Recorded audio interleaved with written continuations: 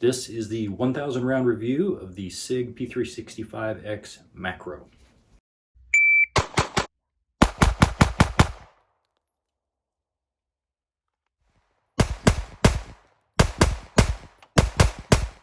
So before we get started, I want to mention that I'm giving away this mag carrier. Just stay tuned to the end and drop a comment telling me you want it. I'll enter you in. You can use the About Me section to find my email, and we'll get your address. I'll get this mag carrier sent out to you. So let's talk about the gun.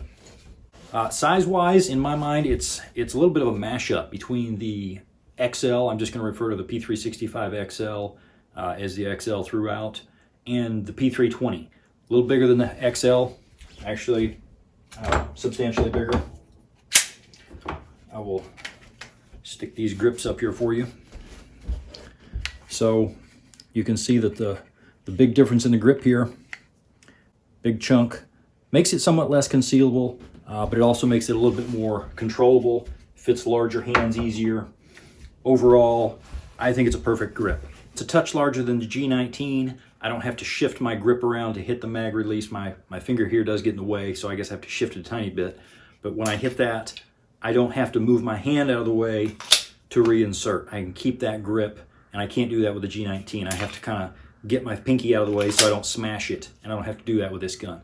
It's not much, but I think it makes a lot of difference. I really think this is the perfect large compact. The P365XL is a small compact. It's really in a different category. I've had some people tell me that the Macro is kind of a downgrade because the extra grip size, but it's really just in a different category. That's like saying a full size is a downgrade from a compact. It just does different things. Don't put them in the same category and you won't make that mistake. So in terms of sight radius without the optic on it, obviously your sight radius doesn't matter. It is a touch shorter, as you can see. The slides for the XL and the Macro are the same length. The barrel, however, uses the P365 barrel.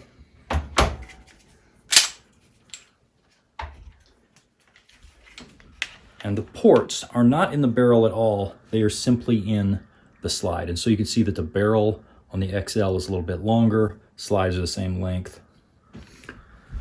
It uses the Holosun 407K, well, not the 407, 507 is also the same. The K footprint on the optic.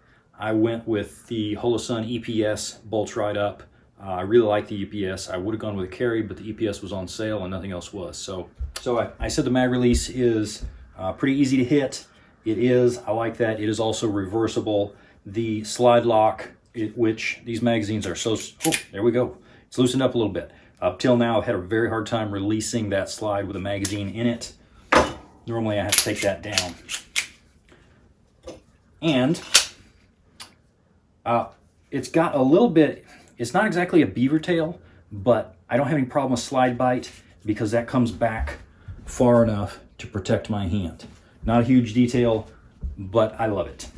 Grip texture is probably the closest thing to perfect that I have on any stock gun. I've got some custom stippled guns that I like better, but for a stock texture, this is as good as I've found. Very controllable. I tried putting some grip tape on it, didn't change it. I wanted to bulk it up a little bit. Wouldn't mind if this grip was just a tiny bit thicker for me, but it does have 3 interchangeable back straps. I'm using the large one. No complaints there. Honestly, I think the grip is designed in such a way that it's very ergonomic, and I can shoot bill drills, which is 6 rounds as fast as you can go and keep them in the A zone. I can shoot a bill drill without it working loose in my hand. And I can do the same thing with the XL, which is saying something because that grip is actually quite small. You can see it doesn't fill that hand very well at all. And yet it doesn't work loose in my hand, while the G48, the 43X, even though they have longer grips than the XL, they work loose in my hand by about shot 4, and I have to kind of readjust that. So the grip is a good design, fits most people's hands a lot better than a Glock, and for that reason alone, you might consider it. In terms of concealability, I would have to say that it is more concealable because it is a little bit narrower, despite the fact that I did go with the EPS. It's a little wider. I don't have any trouble concealing even a full-size gun, so I can do this and get away with it. If you have a hard time, you might consider something smaller. The Swamp Fox that fits this one is also quite a bit narrower. Don't love this optic, but it is an option. It's a lot smaller. Overall, having it a little bit rounded here really helps. The magazine floor plate does stick out a little bit more, whereas on the XL, it's a flush fit, which makes a significant difference. I will tell you what I was going to say at the end, and that is, if concealability is your biggest issue, go with the XL and not the Macro. If concealability is not important to you at all, then you might consider the Macro, but even then, it's not a sure thing that you would pick the Macro over the XL, because the XL is just that good. While I like the Macro, it's not that much better. All right, getting back to the sights real quick. This has the Sig X-ray sights. It's basically a bright green front. They're not blacked out rears, but they don't draw enough attention in the daytime to distract you from the front sight. But in the dark, you can see all three, and it's kind of like a 3-dot system. I liked it. I was really surprised. I don't like 3-dot sights, and so it impressed me. They do co-witness through this EPS, which of course bolts straight on with no adapter plate. If you have to use an adapter plate, you will probably have to change sights. Go with something a little taller.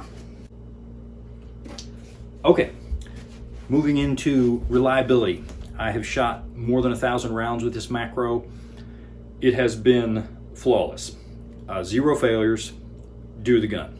I had 2 failures because I ran the cheapest, crappiest ammo I could find, trying to make it fail, and I had 2 failures to fire. It was not what you'd call a jam, they just didn't go bang. So tap racked them out and went on with my day. The gun has been perfect. I also ran some federal HSTs, ripped to my kids' college fund, and those ran perfect. So, you know, it scores a 100 on the reliability test for me. All right, so one of the things I was asked about is split times. How do split times compare both for the Macro to the XL and also for the Macro to the G19, say, as kind of a base performance there. Did some testing, got some numbers, but I'm not even going to share them with you. And let me tell you why before you click off or leave a hateful comment. It's because the differences were so small that they don't matter in terms of a defensive shooting. In terms of gaming, okay, yeah, it matters, and I'll just tell you then that the Macro was the best performer in its stock configuration because it's got a longer grip than the XL, fits my hand better than G19, and it's ported. So those things combine to give me the fastest split times. But in terms of actual real hard times, the percentages might sound significant, but the reality is it comes down to actual hundredths and not tenths. So, you know, in defensive shooting, your decision making, your perception, your mental processing is going to be a lot more important. But I don't think that the split times on this are going to make a big difference for you. So don't let that be your determining factor.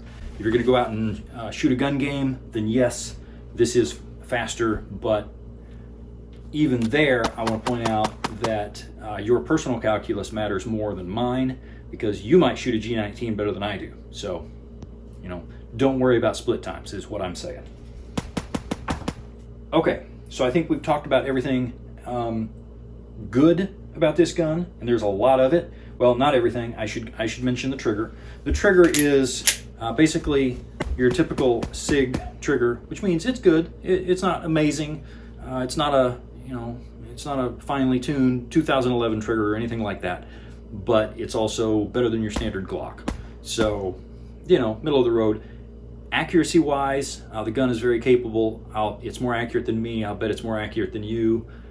Now I'm going to have some competition guy comment and prove me wrong, but for most of us, it's more accurate than we are. So, you know, no complaints. Now, in terms of negatives, those are all the pros. In terms of cons, You know, the first big obvious one is price. You know, it's $800-ish plus shipping, tax, FFL, transfer fees, whatever of those you end up paying. And so that's pretty significant. You only get 2 mags with that. They are now selling extra mags, but they're $60 a piece. And so that's pretty steep. If you don't already have this gun and you think you want it, consider the XL instead. It's a little cheaper. They are now selling just the grip module for $80, I believe, and they're also selling the mags. The mags are backwards compatible, which means these larger mags, which I like because they're 17 rounds instead of 12. I like them, but the mags for the Macro will fit in the XL and give you some increased capacity. They'll come with a sleeve, so you can use them in either the XL or the original P365, and that's a really good thing. But you don't necessarily have to buy this gun. Some people talk bad about the ports. Other people I'm seeing have said it gets hot. I've burned about 75 rounds pretty quickly. I didn't notice it getting hot. You know, I don't know if I was shooting on a cooler day or what. I didn't have that problem of it getting hot, but there are some people out there saying that, so you know, something to consider. Possibly another con. Didn't work out for me. That's pretty much it. But you know, the cost, I will say that, you know, it's $800, but it is already milled for the optic. You can attach directly, no plates needed if you're, you know, going to go with that K footprint. You don't need new sights if you do that. You will, I think, want a couple extra mags because practice mags are important. I don't want to carry my practice mags because they end up in the dirt, and you know, I just don't want to do that. Mags are not a point of failure for the most part. Good modern mags, at least, as long as you're not shooting a 1911. So it's pretty picky about mags, but at the same time, I don't want to abuse them and then carry them out for my self-defense. So you want extra mags, and those are not cheap. But you know, I would just say get the XL. You know, I like this gun. I'm carrying this gun. It's proved itself reliable. It's concealable. It works for me. And it weighs a little bit less than a full size. I've been carrying the VP9 that I reviewed compared to the Walther. Carried both of those guns for a little while. They're good guns, but they're also substantially heavier, and I have a bad back, so reducing weight has been nice. Of course, now we're in winter. It's easy concealment, but weight is still a factor. So,